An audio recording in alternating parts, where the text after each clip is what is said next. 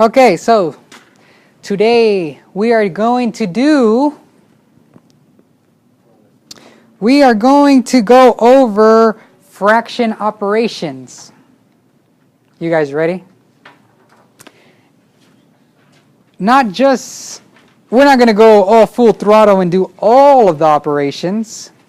All we're going to go over today is how to add and subtract fractions. Right? We are learning how to add and subtract fractions. What happened to my class? I could have sworn we had more people, and now it just slowly starting to go down.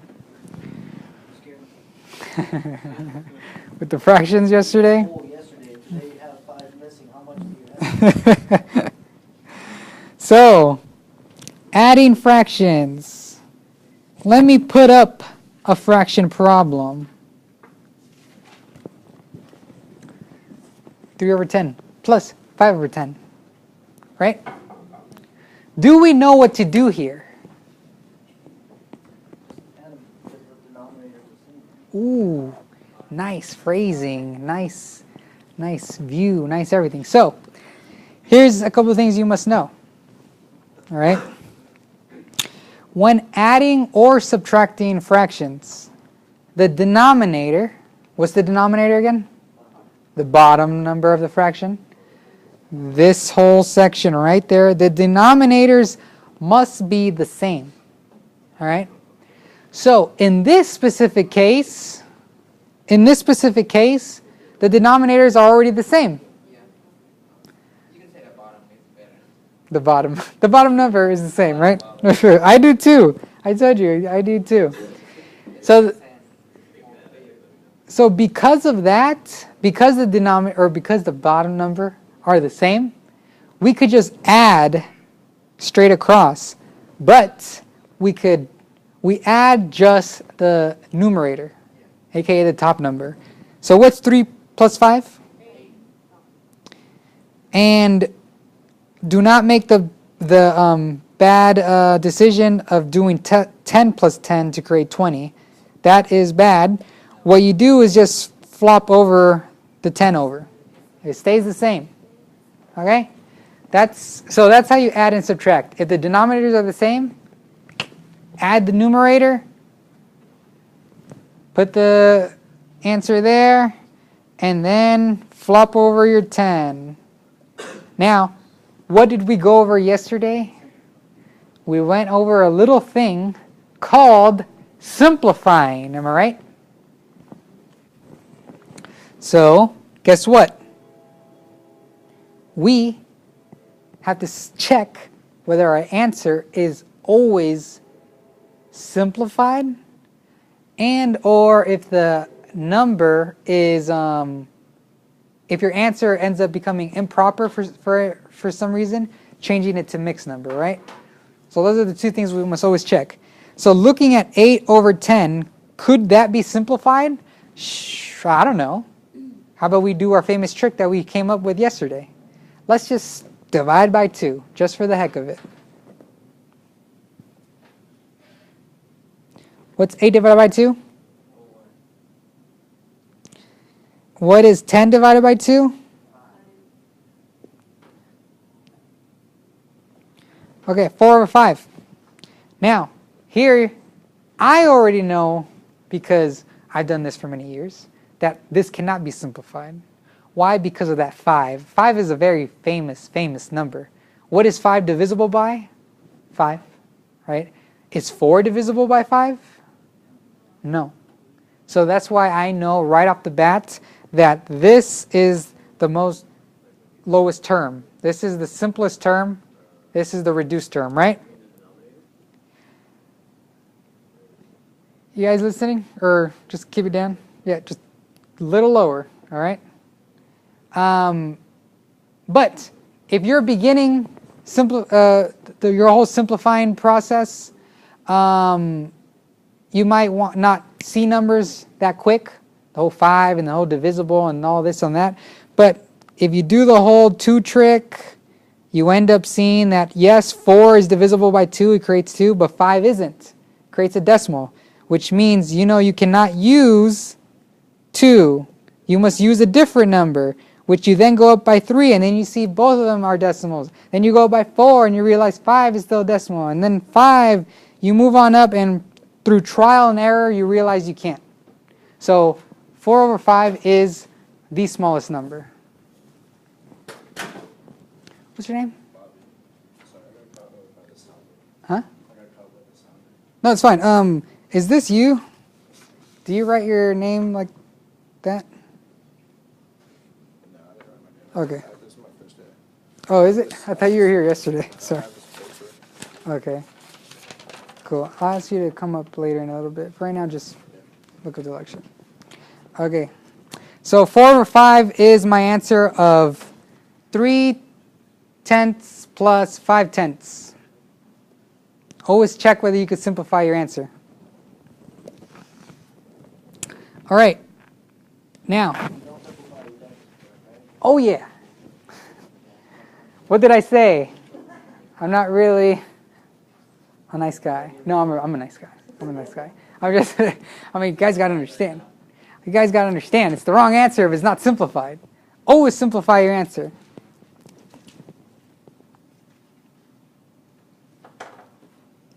So now, as much as we would like to think that the quiz, your guys, the ones that are taking the GED here, as much as you would like to think the test, or me with my quizzes, or the practice problems are going to give you problems in which the denominators are already the same, you got another thing coming, all right?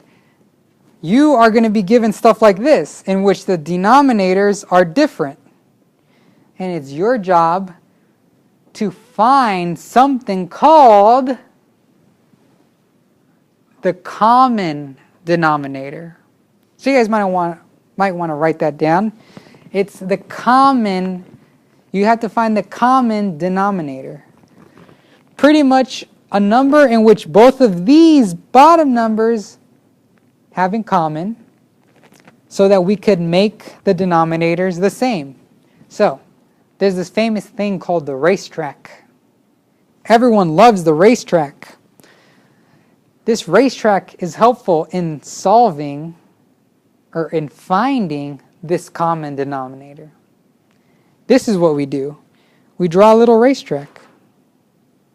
We put this 6 and this 4 down below.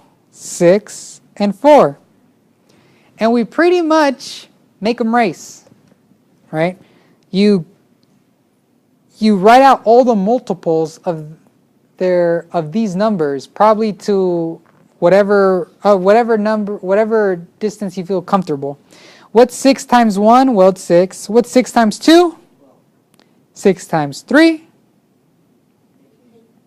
6 times 4? And you could go on, right? I'm just going to stop right there, right? But now you do the same thing with the 4.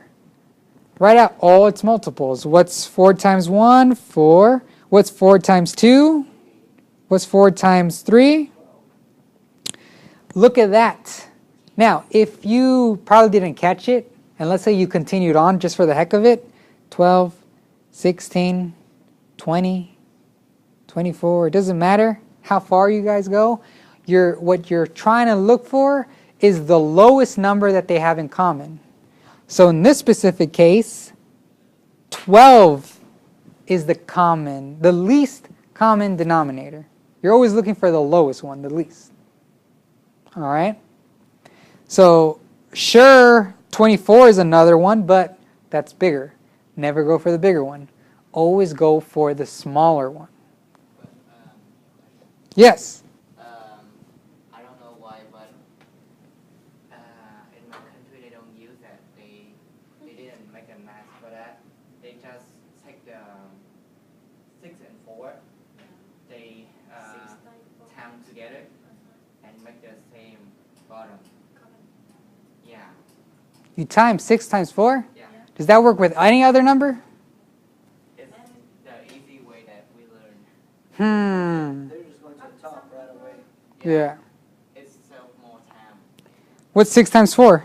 24. That's the large number that we take. I mean, you technically can use it, but our goal is to find the least one.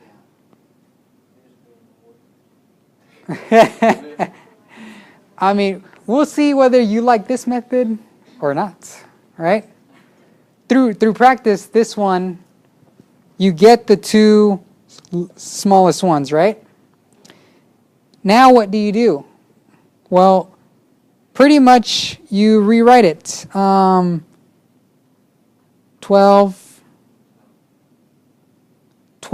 and I already know my answer is going to come out 12, right? So now you just have to ask yourself something. What did you multiply this 6 by to create this 12? You times it by 2, right? Now, whatever you do to the bottom, you got to do to the top, you guys. So if you multiplied this 6 by 2, guess what? You got to multiply the 5 by 2. So now, what's 5 times 2? That's my new numerator. You guys see that? Now, what did you multiply the 4 by to create that 12? And you guys ever, have you guys ever, I don't know, have trouble knowing what you multiplied your 4 by? If you come down here to that racetrack again, you could just count 1, 2, 3, right? But yeah, you multiplied it by 3 to create that 12. So whatever you do to the bottom, you got to do to the top. What's 1 times 3? There you go. So now, just like before, you could just now add the top. What's 10 plus 3? 13 over 12, right? What's wrong with that number?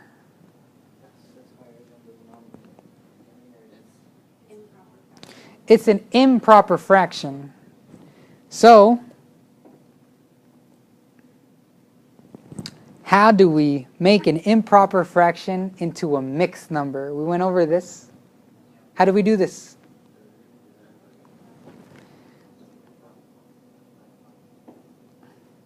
How many times does 12 fit into 13? Creating a 12. What's 13 minus 12? 1, right? Which means my final answer is, well, you use those 3 numbers to your advantage, and you get them and you rearrange it into, this one is your whole number, this one is your new numerator, and then this 12 that's out there will always still remain your denominator. 1 and 1/12. Yes? So, is it not correct, or will I be wrong if I kind of, when I saw the 13 minus 12, or if I see any other number, I just subtract instead of divide? Is that, like, I just always subtract the numerator by the denominator, and whatever's left over, I just leave over. Is that just another way of doing it? You just subtract the two numbers? 13 minus... Well, here it probably worked, but not for every number. No. You're risky business there. You're risking a lot. You're putting all your chips in, and you're losing it all. Probably here it's a coincidence, but no. You must divide the top with the bottom to get my 3 numbers, and then rearrange them into a mixed number form. Right? So what did we learn? We learned that in order to add or subtract fractions, they have to have the same denominator, right? How do you get that denominator? You do this, or some other method, right?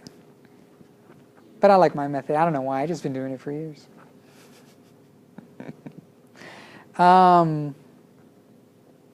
So, one other thing. What if you are given, let's do a subtraction problem now, but let's do it a little different. The way it's going to be given on your guys' practice sheets and maybe on the quiz.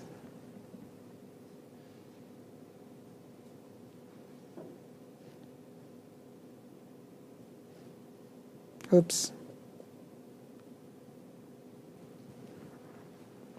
Do we know how to subtract mixed numbers?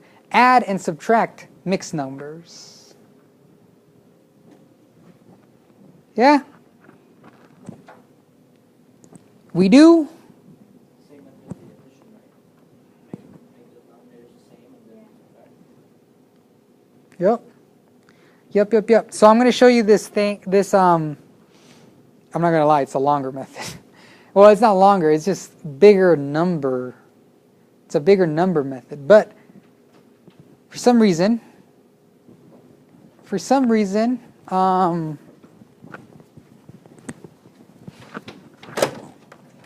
oh, hey, sorry. I need to get some laptop.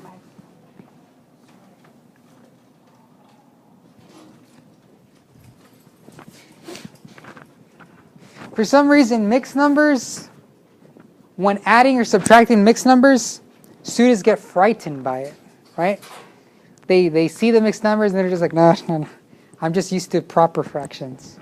I'm just used to numerator and denominator, no whole number, no nothing of that. I don't want to deal with it, right? This and that. So I told them, okay, how do you convert each of these mixed numbers back into an improper fraction? How do we do that? How do we convert this into an improper fraction? We take the whole number, down to the bottom, and add the top. So you multiply this 16 with the 4, right? Yeah. What's 16 times 4? 64. Okay, 64 plus 1? 5. 65, right? So now we have 65 over 16, because that always stays the denominator, right? Now, just for fun, let's do this one. Let's convert this into an improper fraction. What's 8 times 1? Plus 3. 11. And the 8 still goes down below, right? Okay. Look at that. That's no different than a normal looking problem, right? Or that one right there. For some reason, students like seeing that. Just normal fractions. So if that helps you, do it, right?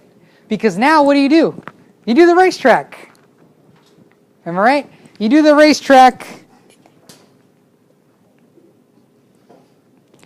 16 and 8. 16. You do all the multiples of 16. What's 16 times 2? 16 times, I'm just going to stop right there.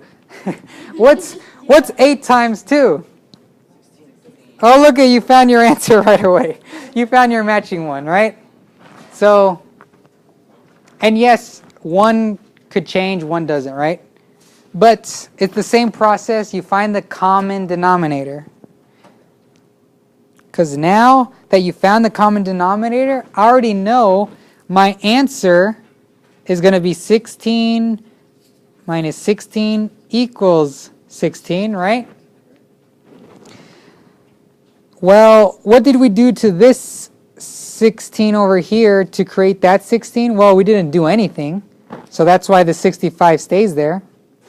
But what did we do to this 8? What did we multiply it by to create this 16? All right, so whatever you do at the bottom, you got to do at the top. What's 11 times 2? 22. Now, just ask yourself, what's 65 minus 22?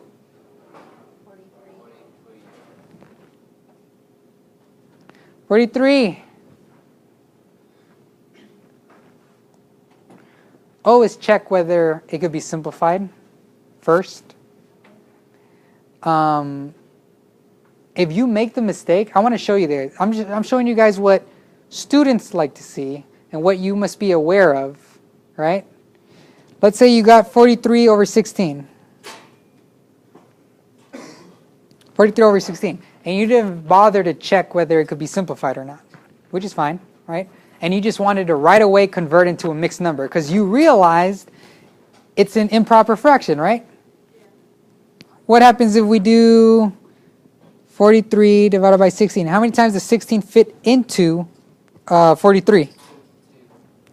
Creating what?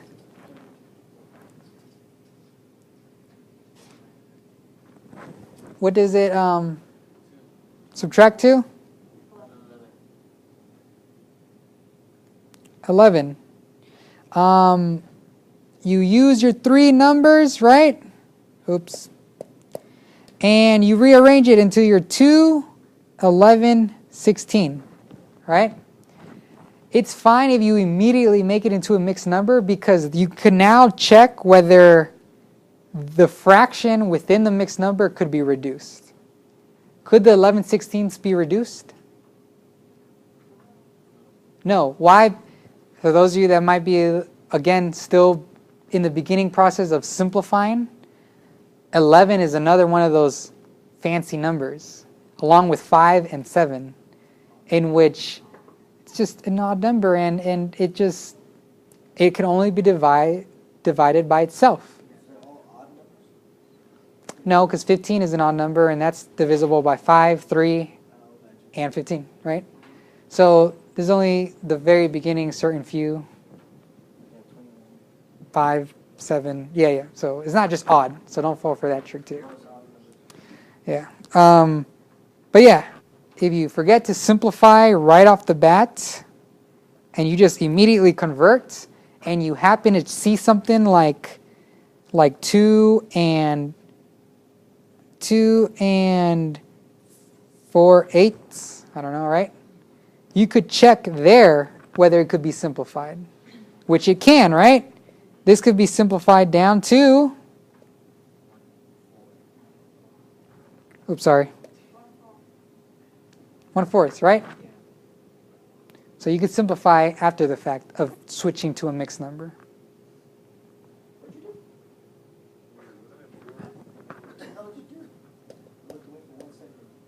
4/8. Oh. So 11 over 16. I think you was trying to simplify that one. No, we give it out. Oh, you did. Oh. wait a minute, I was correct. Yeah, so I said, let's say you happen to have an answer of 2 over 4/8. You just happen to get it, right? You could simplify just the fraction. What does 4/8 simplify down to? It's not 1 over 4. 1 over 2. You guys tripped me up again. You guys always do this to me. That's the third time. 1 over 2. Yeah.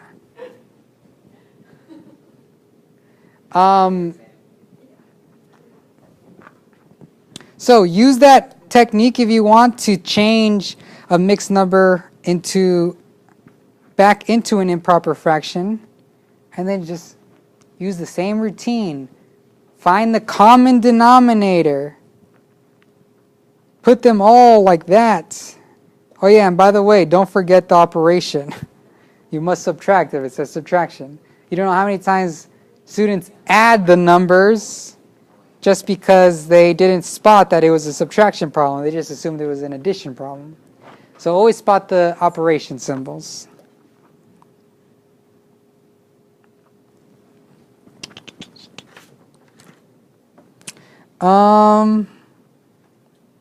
Yeah. Pretty much, yeah. I think the only other thing you guys got to worry about is when you're given 3 problems, such as 3 over 8 plus 7 over 2 plus 6 over, too easy, 10. All right? Same thing. Guess what? All of these have a least common denominator. And it's your job to find it. How do you do it? Well, Racetrack. 8, 2, 10. 8, 16, 24, 32. I'm going to stop there for now. I probably shouldn't. 2, 4, 6, 8, 10, 12. Oh, I shouldn't have used 2. See, 12, 14, 16, 18, 20.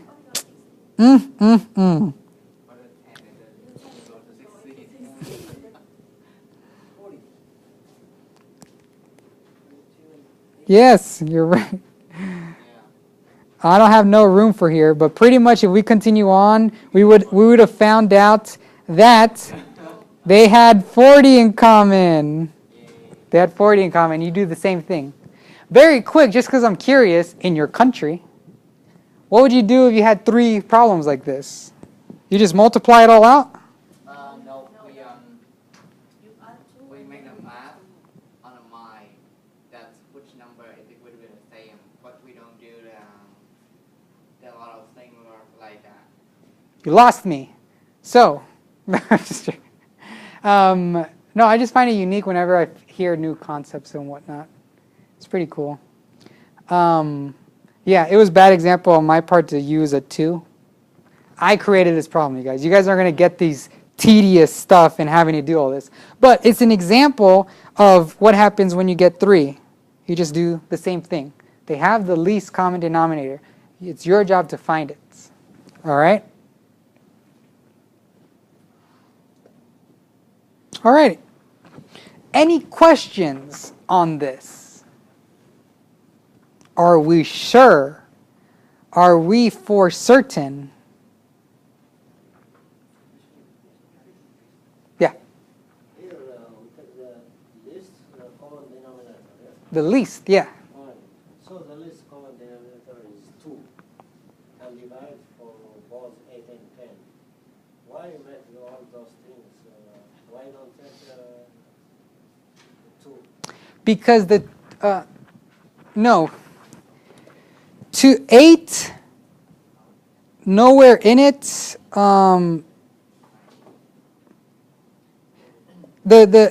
If you sort of ignored, let's say for a brief second you ignored the 10, right?